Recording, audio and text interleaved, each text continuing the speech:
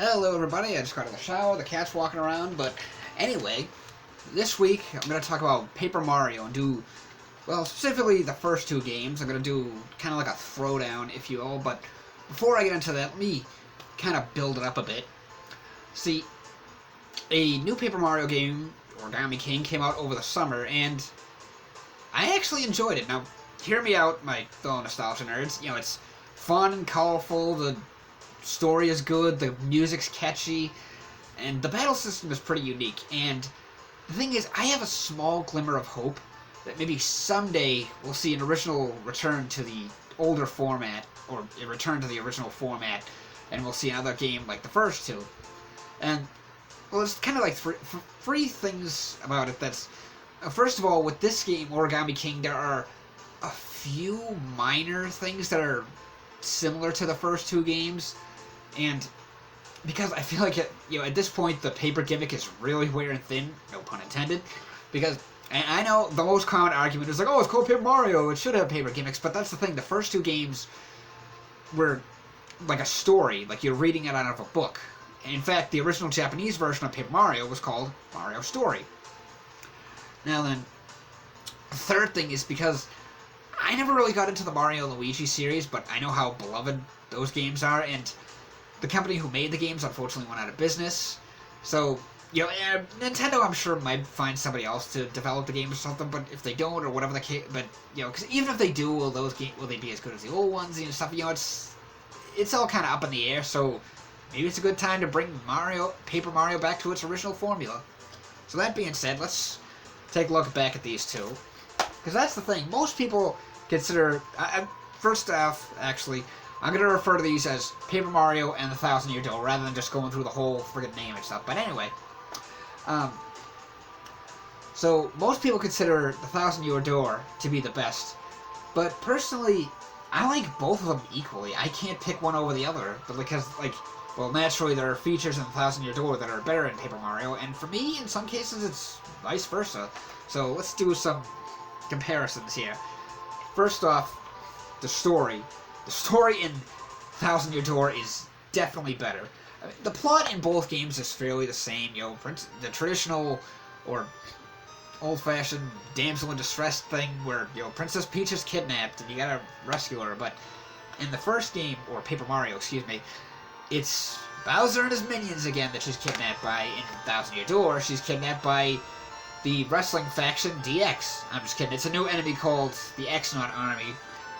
And there's actually something behind them, something more devious, but I'm not going to go into details on it because, spoilers in case, there are people who have never played the Thousand Year Door, which is another good reason to remaster the game.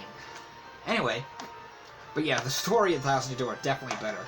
The next one, well, let's talk about the partners. This one I'm kind of neutral about because, I think the partners actually are much better in the Thousand Year Door, but there is one teensy little thing that I kind of like better in the Paper Mario, which I'll get to that afterward. First of all, the partners in Paper Mario are they're very basic. Like, it's just Mario enemies with some accessories. Like Goombario is just a Goomba with a baseball cap. Kooper is just a Koopa Troopa with a neckerchief and wristbands. Bombette is just a pink Bomb with a blondish ponytail for a what the hell do you call it? The fuse, and then like this weird white thing for the wind-up key. In the Thousand Year Door, you have partners like, where the hell is she? Right there, Goombella. Like a point door, right? Who's like a Goomba has like kind of a more feminine look. She's got that blonde ponytail thing going on. She's got what looks like a necktie or something, and then there's the miner's hat. Then you have Koops, who is right here. Koopa Troopa with a sweater and pants, Band-Aid on his nose, and he's kind of got a lazy eye going on. And then there's some original characters as well, like Vivian, who's like this purple spirit-like lady with pink hair and a striped witch hat. But one thing is that... Here comes the cat. The, Paper Mario had more partners.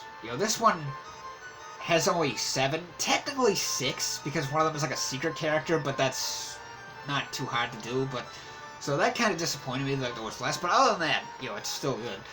The partner system is definitely better. And the other thing is the partners have their own HP or heart points, so it's like they don't, the enemies aren't just batting Mario over and over again. This might be kind of a minor thing, but I think some of the animations in Paper Mario are better. Like, specifically, like, during a battle, like, or Mario's victory poses, if you will, like, when you win a battle, Mario just gives the thumbs up in 1,000 Year Door, but in Paper Mario, there's a few different ones, that it would just kind of like randomize which one it'll do. Like, there's the thumbs up. There's my personal favorite. He goes like this. There's one where he jumps in the air and like tips his hat. I think there's one more, but I'm not sure. And then some of the enemies are even kind of different. Like the spiked Goombas, when they hit you, they'll like do like a little chuckle thing. Another thing is when you use items. For example, in 1,000 Year Door, when you use an item, it's just like Mario just holds it up and then it does whatever, like heals him or does the attack or whatever. But in Paper Mario, when you use an item, like, for example, a mushroom, which will replenish heart points, he'll go like this. Or if you use honey syrup, which restores FP points, or flower points, he'll go like... Or if you use a fire flower, which damages all the enemies, he goes like this. Or something. Like, what I'm saying? Like, that kind of always stood out to me. Maybe it's not the same for you guys, but whatever. Another thing that I think was kind of better in Paper Mario was the scenes where you play as Princess Peach. Because, now of course in 1,000 Year Door you also play as Bowser, but we're talking about the Peach segments. See, in 1,000 Year Door, Peach is imprisoned in the X-Naut army base, and it feels kind of limited. Like, there's not a whole lot to do or see. Like, it's a lot smaller and stuff. Obviously, as the game progresses, you can search for more areas and stuff, but in Paper Mario, where she's imprisoned in her castle, and there's so much more to see and things to do and stuff like it. One thing that I always thought was really cool is you find there's this treasure chest with a star on it, and she says there's actually a duplicate one somewhere in the Mushroom Kingdom, which you actually can find. It's very easy to find, and so she says whatever you put into that chest comes out in the other one. So she can find like things like items and badges in the castle and then put them in that chest, and then they'll come out the chest where in the Mushroom Kingdom for Mario to retrieve. I always thought that was really cool. What are some of the other things? Oh, well, let me end it with like kind of more of a neutral thing. The music in both games is absolutely phenomenal. Honestly, I can't pick one over the other. I think both games have a great soundtrack. Both of them have good music. So, yeah, but that's just kind of me. My thoughts on, like, like I said, I like both these games equally, and I'd like to see, like, either a remaster of them or just another game that's like these two with the same original format. But what do you guys think? Do you think one of these is better than the other, or do you like one more than the other, or do you like them both equally, or whatever? Or do you think we should eventually see another one down the road? Here comes the cat. Let me know in the comment section below. As always, thanks for watching. I hope you all have a nice day. See you next time.